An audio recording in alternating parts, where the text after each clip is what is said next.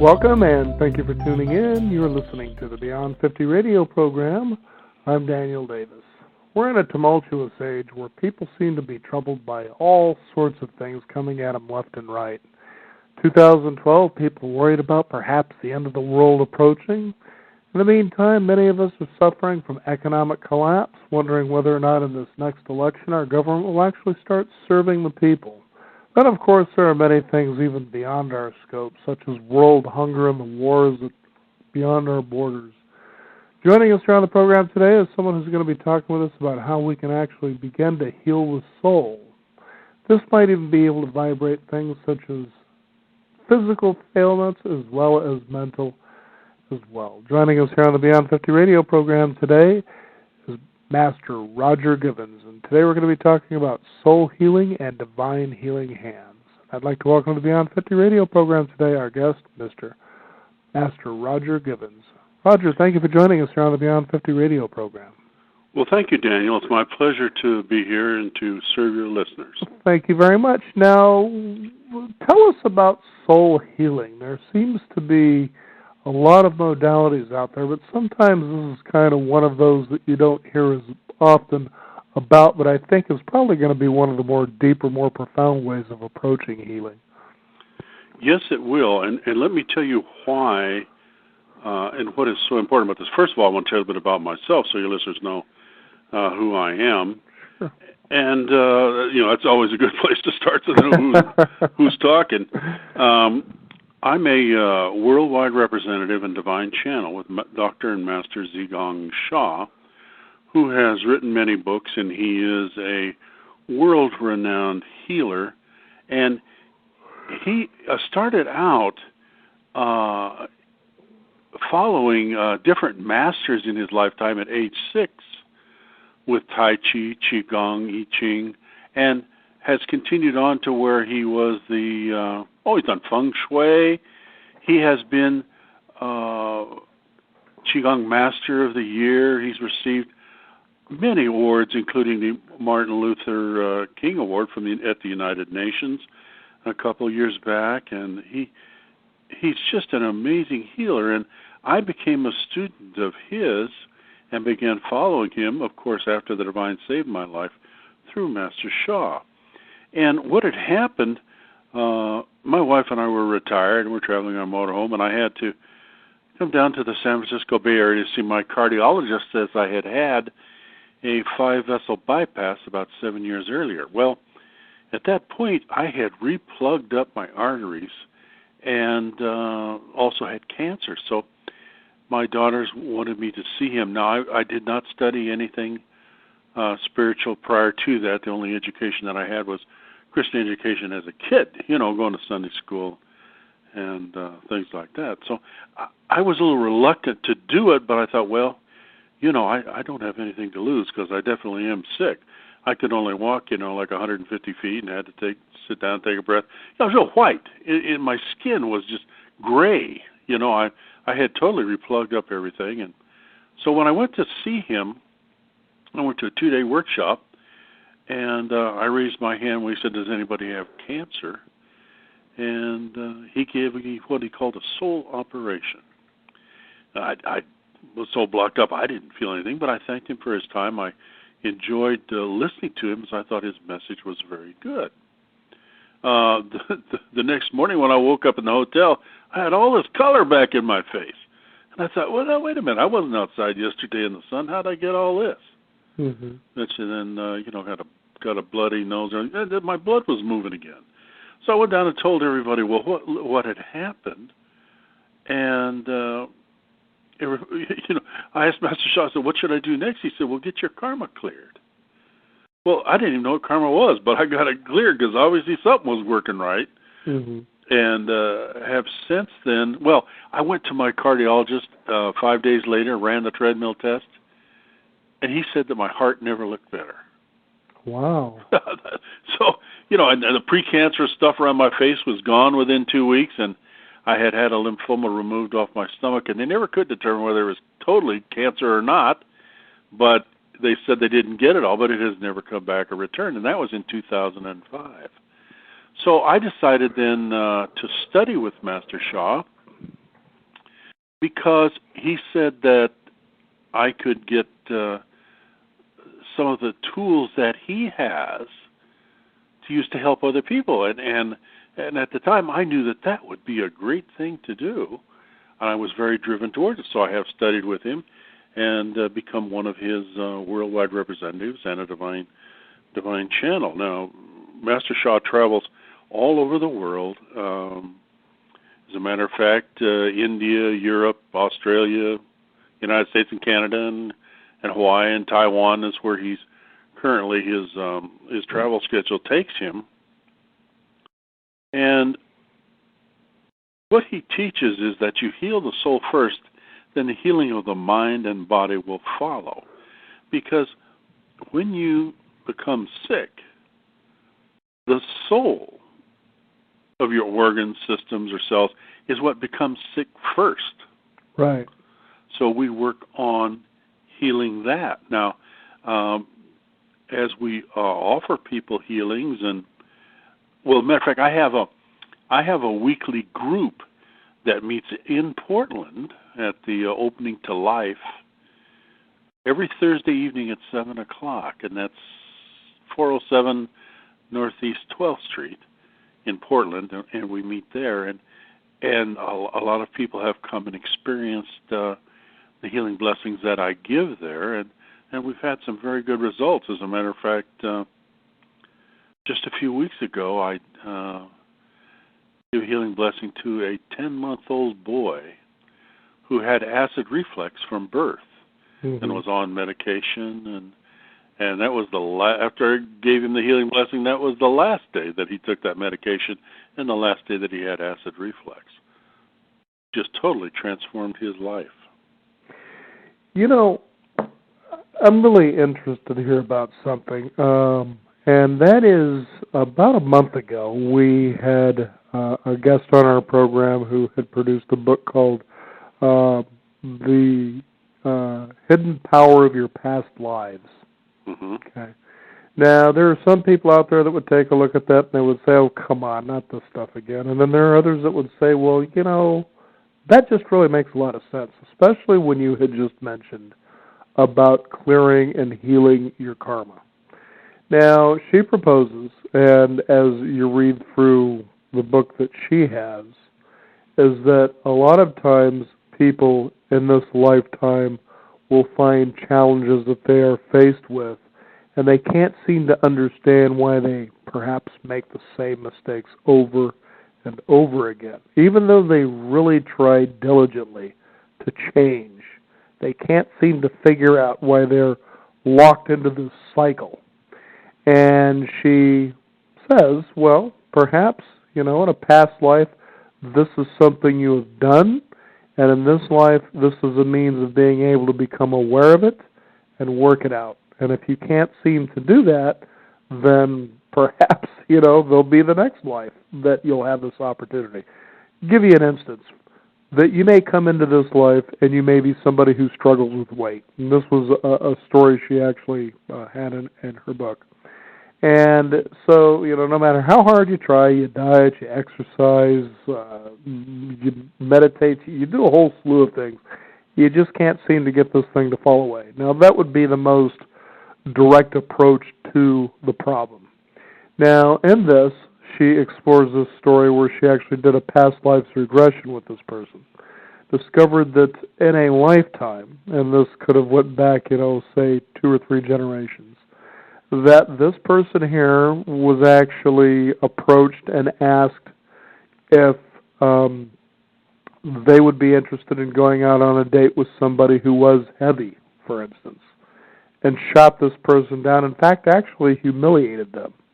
So the karma was to be placed in a situation where they would come to see what life was like through the eyes of the person that they humiliated, for instance. Hence the weight problem. That in becoming aware of this, then you can begin to see there's forgiveness, whatever it may be that you need to do. That in working that karma out, then the weight situation began to change because of that healing.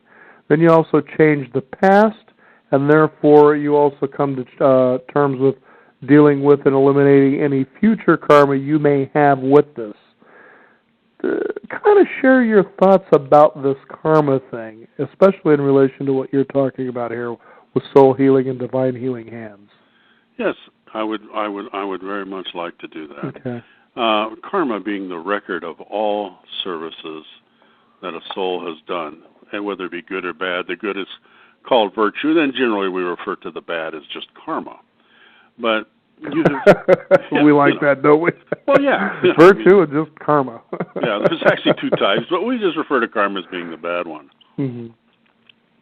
I can tell you that as we take a look at karma, and most of us have lived hundreds of lifetimes, so we have built up a lot of negative karma, and what comes along with that, when you come back into the incarnation like we have now, there are lessons that we have to learn, and there are lessons that are taught to us in this lifetime. And, of course, you can also bring back with you curses and other things where people, we used to treat each other pretty bad in some past lifetimes. And curses are there and, things that you have to work through. But in general, when you work through your lessons, this is what we're here on Earth to do in this incarnation, is to learn our lessons. We're here to serve. I mean, all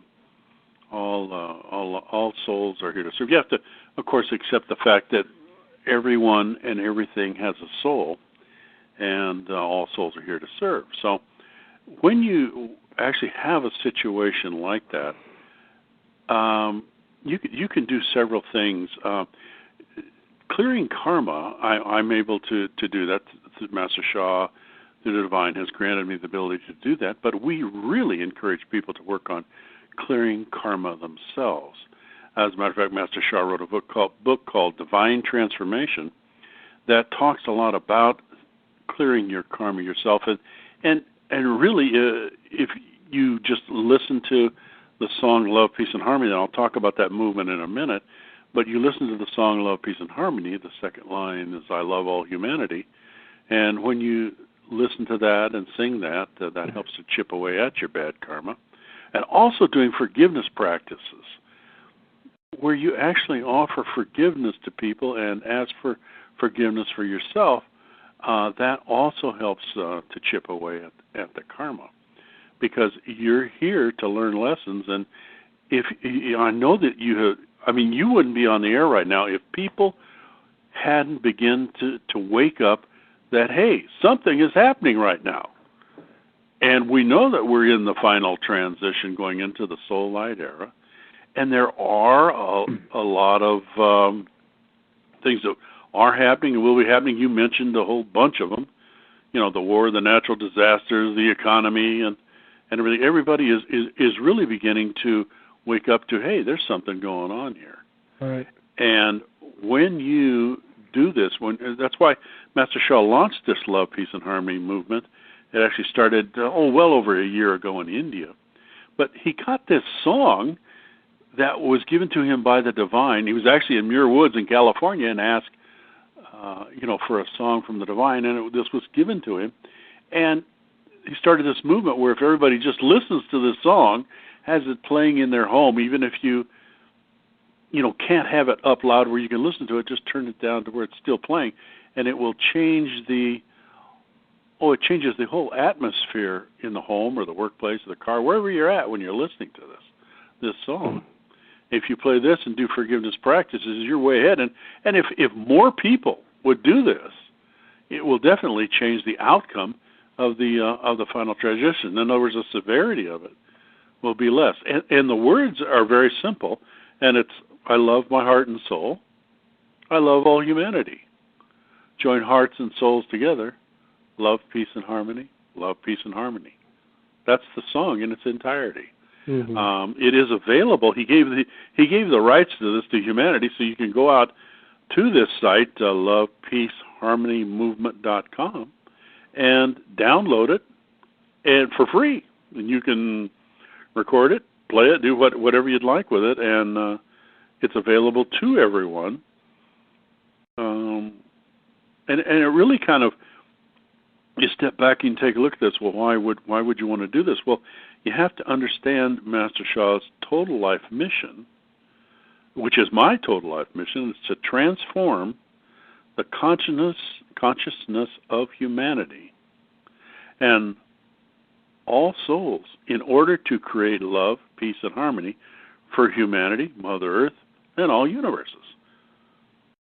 Now, that's a very broad approach to it, but this is what we do, and we know that so many other modalities, religions, whatever, because we teach a healing system. That's what we do. We're not a religion, but yet everybody talks about how love, removes blockages.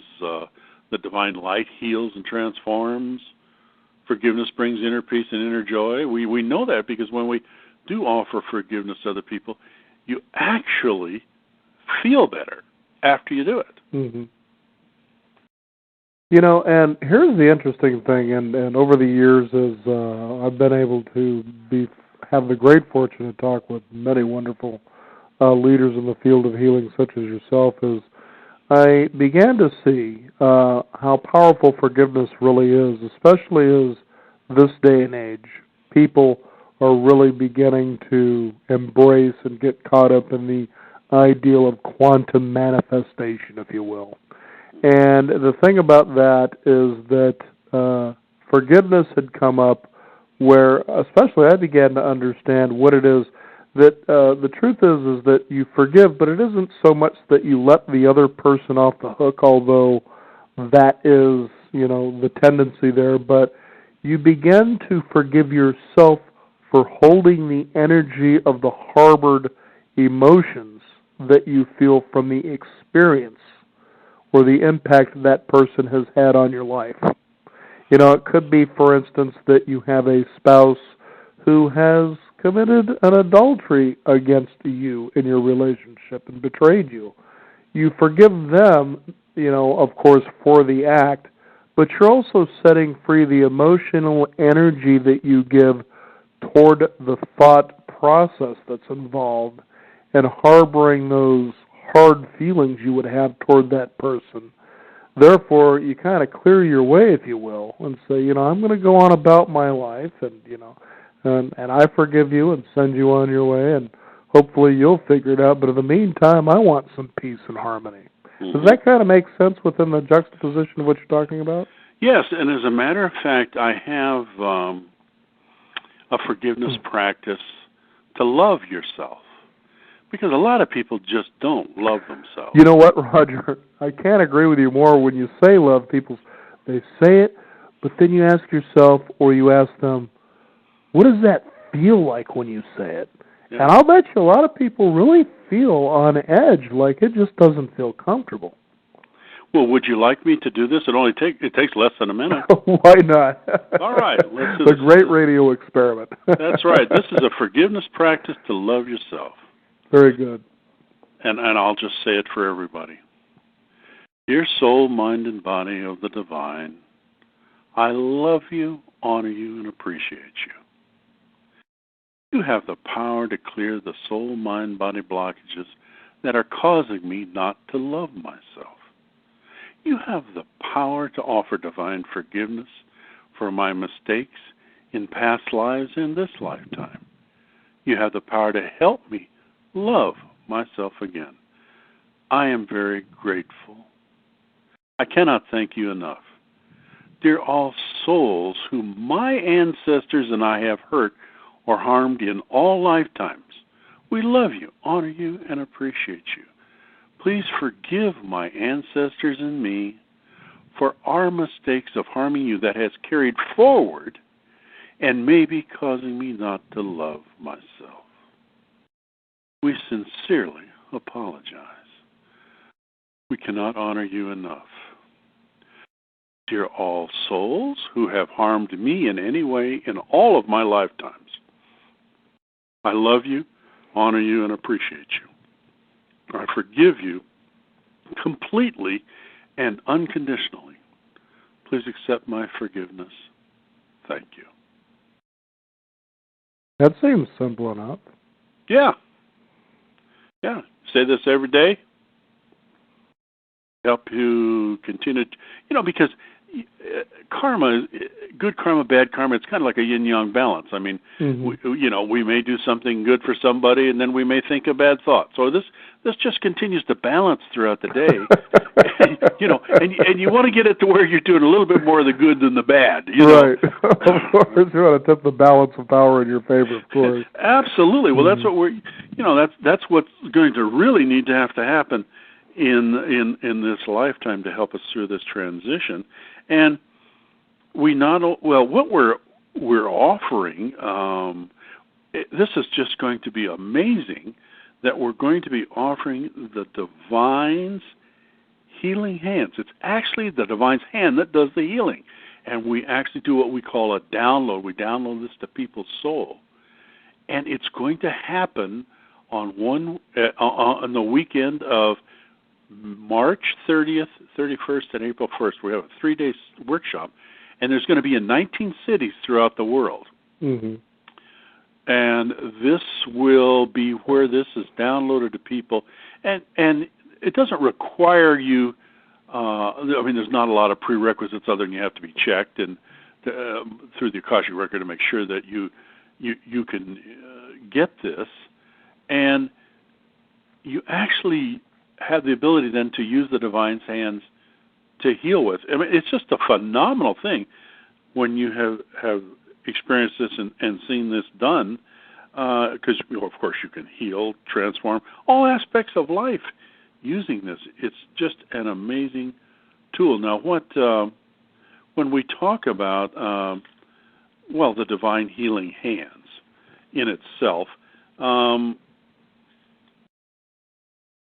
obviously it comes to you from the Divine's heart, and we then are able to, when you get this download, you can use it right away to begin doing healings, offering healing blessings to people with it. And the things that come with it, not only is it the ability to use the Divine's hands to heal, but we also provide a protection package where, there's three aspects to it. Just general protection, protection from things happening to you. The second one is a light wall, so that when you offer healing to people, dark souls do not come to you from them. Mm-hmm. And then we also offer the third part of the protection package is to protect you from these communicable diseases that are going to become more severe as this goes on. They're another one of the disasters that are going to happen. And also, you are given a Divine pendulum where you can use your body to get answers, to yes or no, to questions, so that you can use this so that you are sure when you're doing healing or getting the correct answers, you use this pendulum to ask that. And that's going to be, again, at Opening to Life at 407 Northeast 12th Street. And you can go out and look at Master Shah's website and find ways then to register for this and more information about it, and that is www.drsha.com.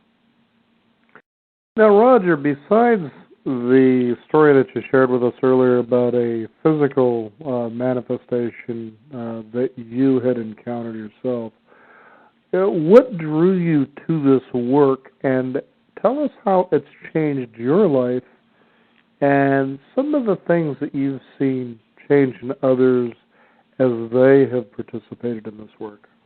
Yes, I would love to tell you that.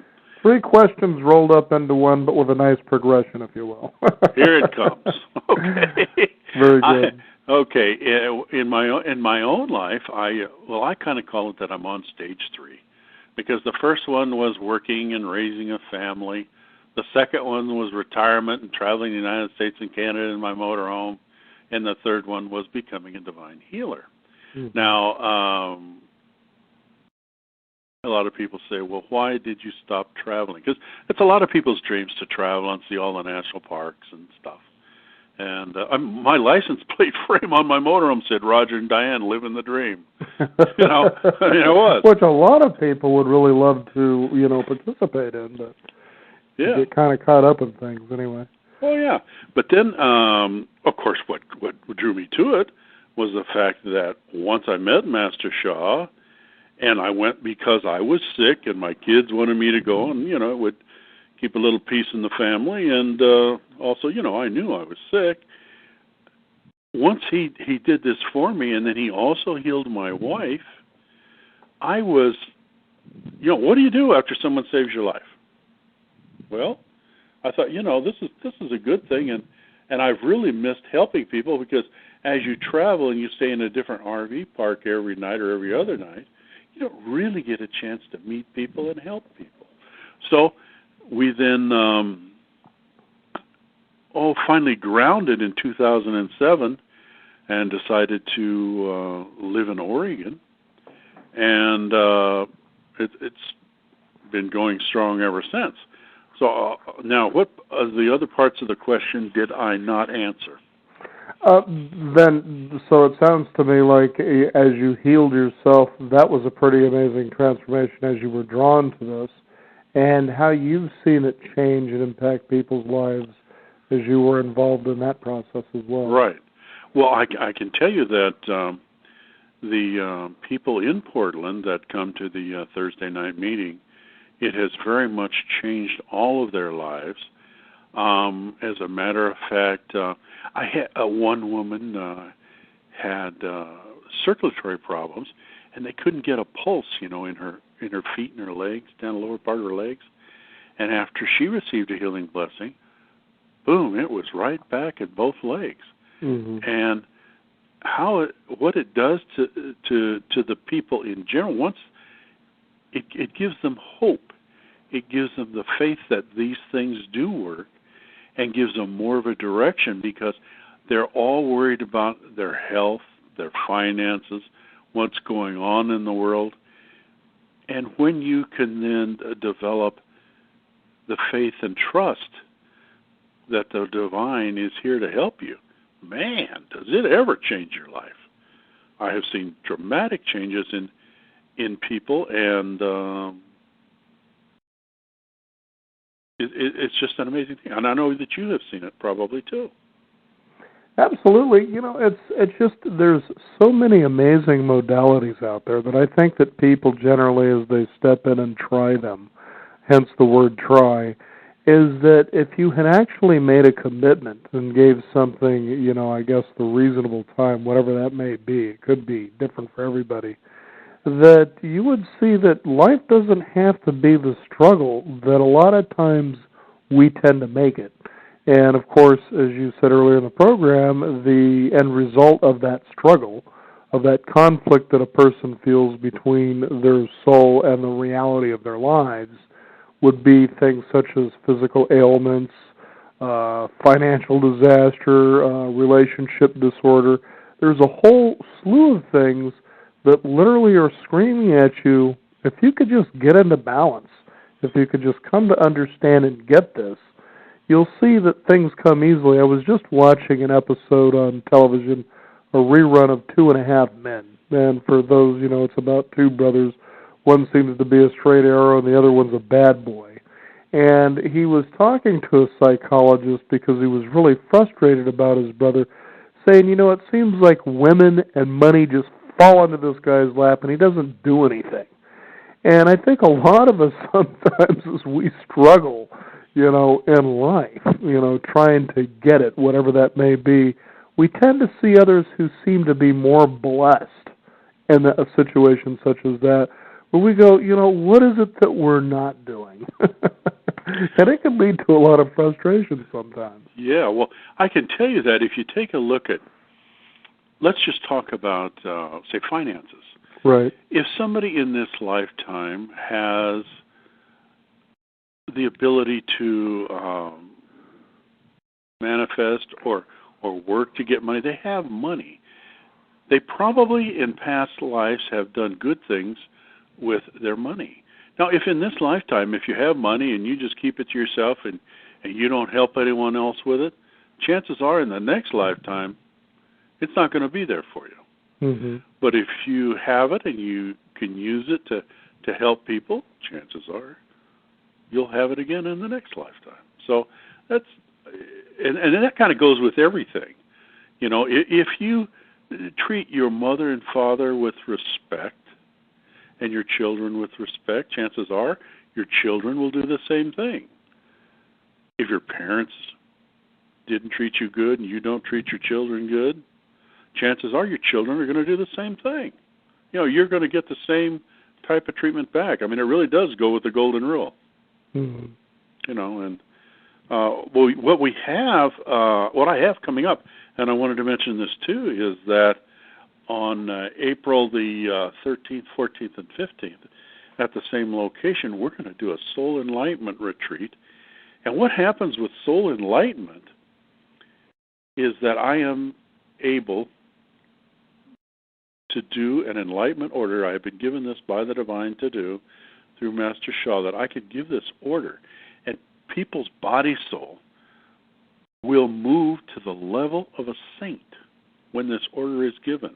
Oh, and then your book in the Akashic Record moves up more to the front because they know that you're going to be doing great things with this. It's just an amazing thing to be able to offer somebody enlightenment. People have worked for hundreds, sometimes of lifetimes, to try to get to an enlightened state.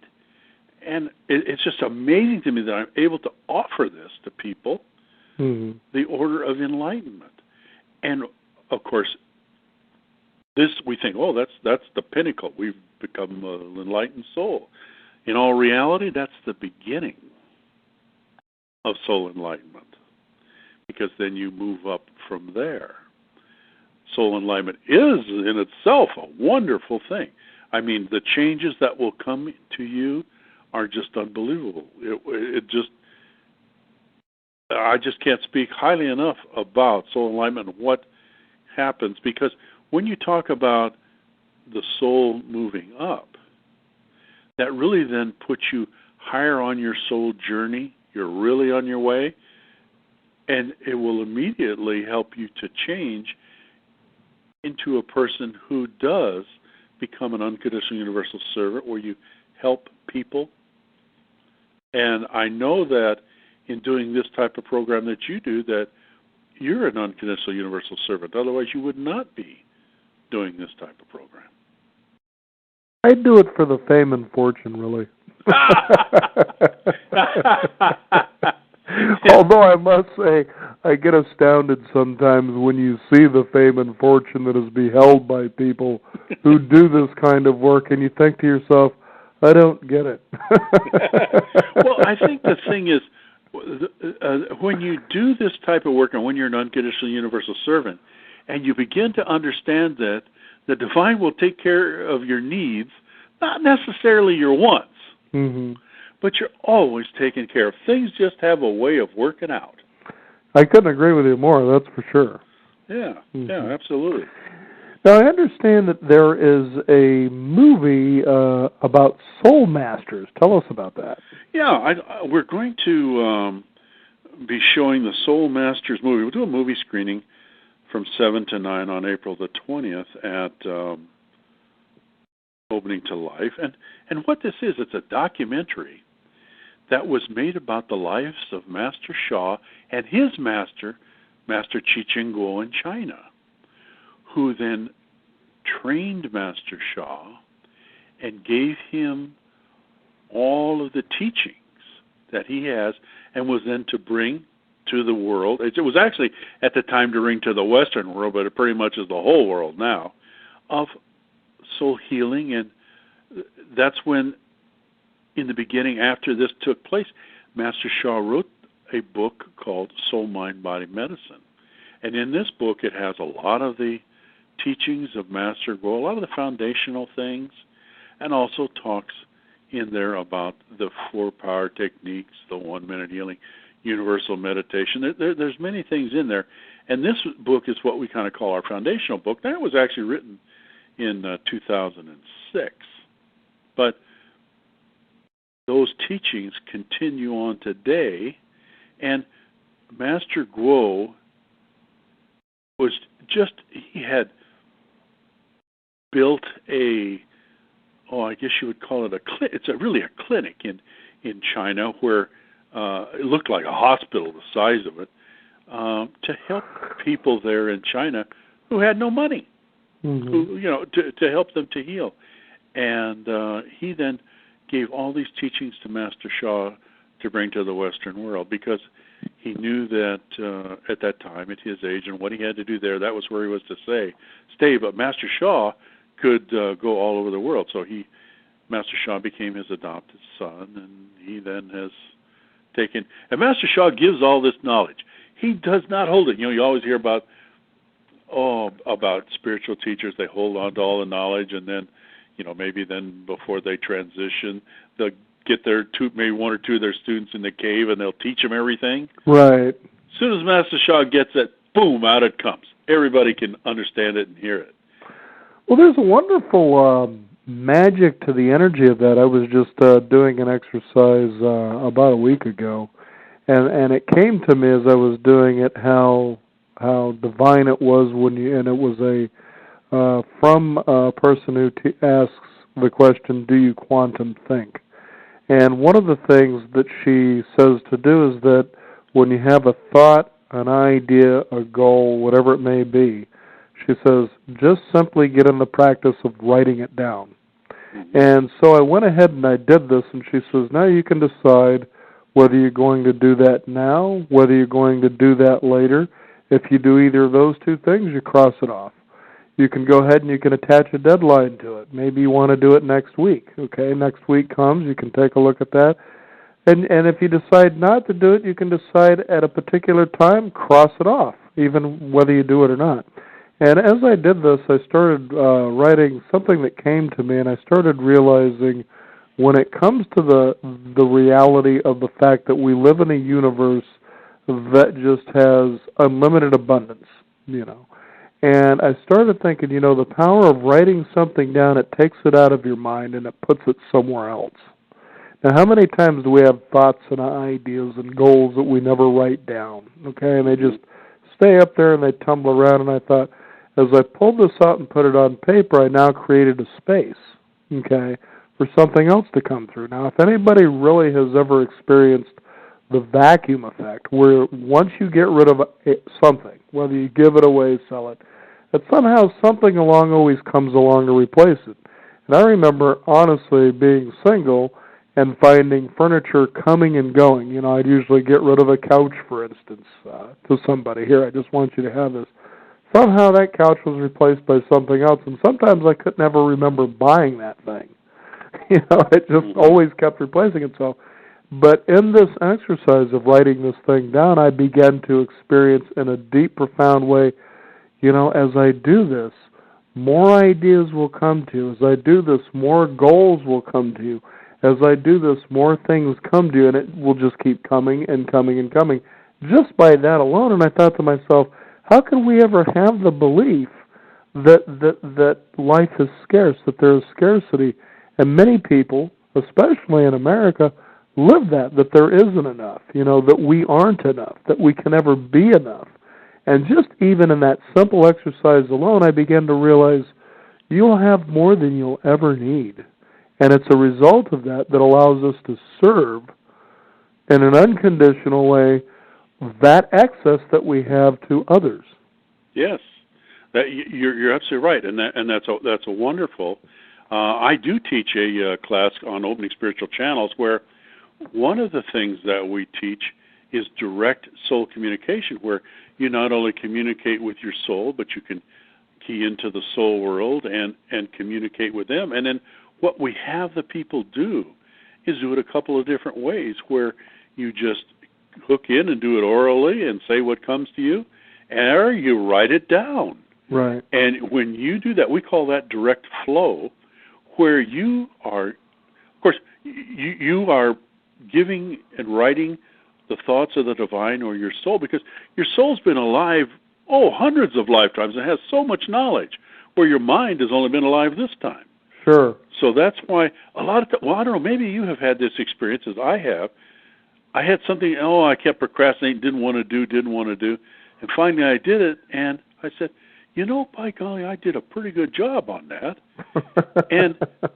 But you know what? More than likely in another lifetime I might have done that as an occupation. So my soul had all this knowledge and skill and just transformed it to my subconscious, to my conscious, and away I went. Right.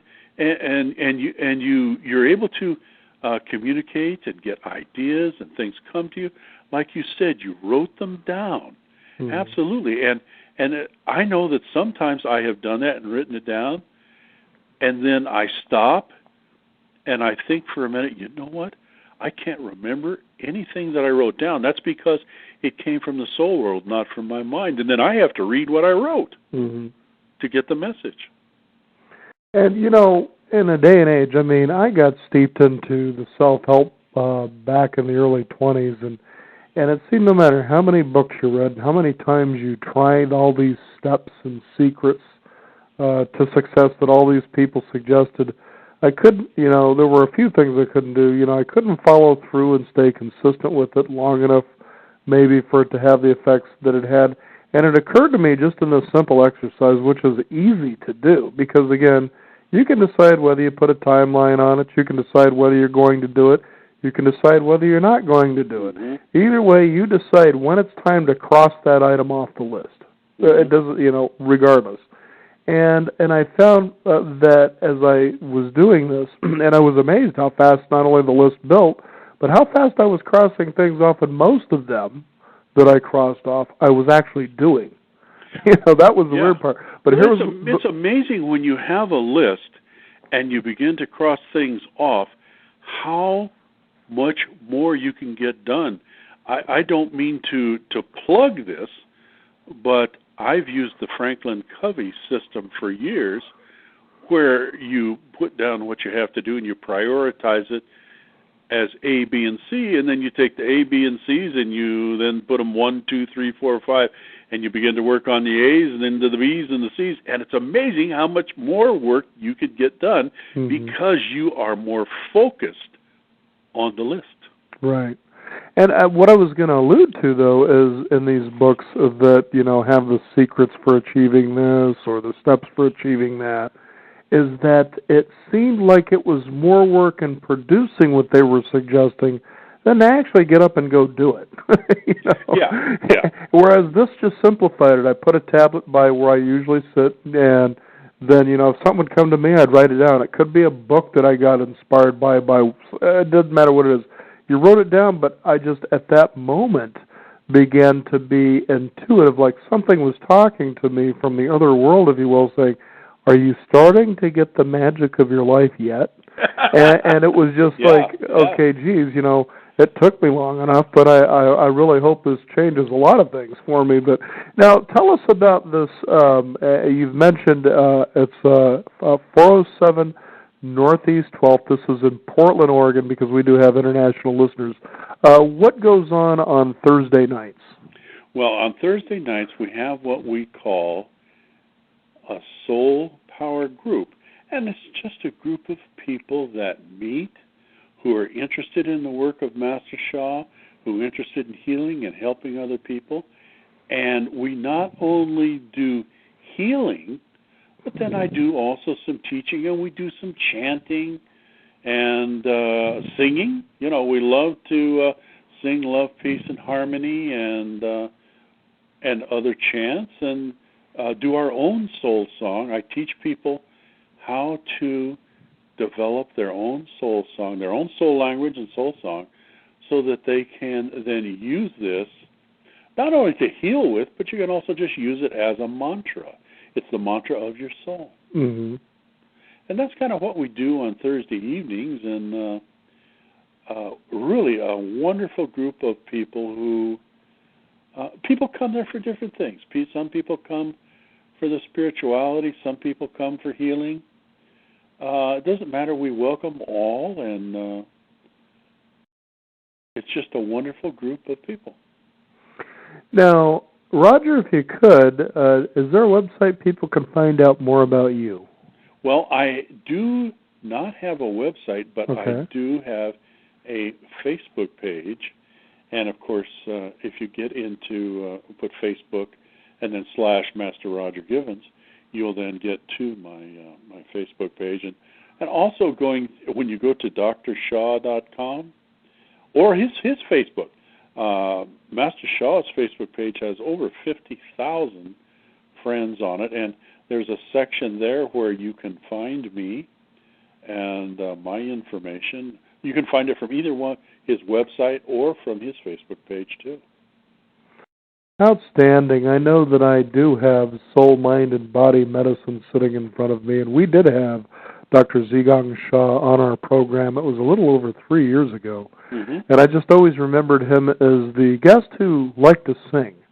and yeah, I remember one of the songs had to do with attracting abundance or something like that, whether it's material, monetary, into your life. He says this is the song for that. But I just remembered that it was very touching deeply to realize that here was somebody who truly got it, that if you can come to this place, I mean, we say love when it's that you're in love with someone else. But rarely is that love for ourselves. And as you mentioned earlier in the program, we tend to vibrate on a frequency when we say that. And even as you were talking about it, that just feels very uncomfortable for a lot of people. And here's an opportunity to change that, and you would be probably tremendously amazed at the transformation that you would feel if you can just come to embrace that you are not only worth loving, but that you are the light to share with others. That's absolutely correct. Yes, and it is such a wonderful thing. The love, I can tell you, that people feel when they come to our Thursday night meeting is just amazing. People when it's time to leave, people have a hard time leaving because the aura in the room, the feeling of love is so great that it's like a cocoon. You just don't want to leave it. I agree. Master Roger Givens, thank you for joining us here on the Beyond 50 radio program. I'm sure many people have been touched to take action. Thank you very much. I appreciate it, Daniel, and have a great day. Thank you. We want to thank you, the listeners, for tuning in. This is the Beyond 50 radio program. I'm Daniel Davis, and remember, live your day past halfway.